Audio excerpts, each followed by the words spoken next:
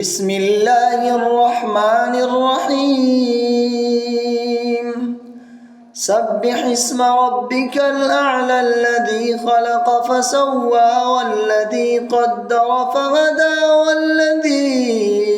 أخرج المرعى فجعله غثاء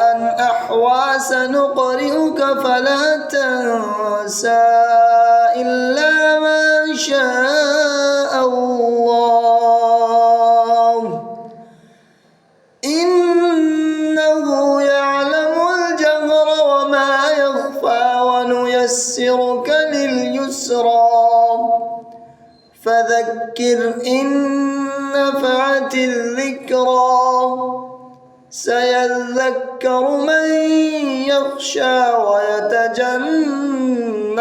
الأشقى الذي يصلى النار الكبرى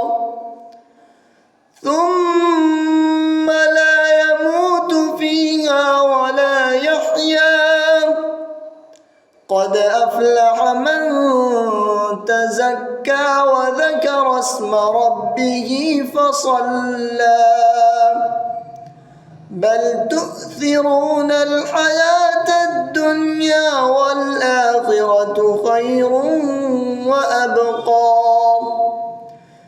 إن هذا لفي الصحف الأولى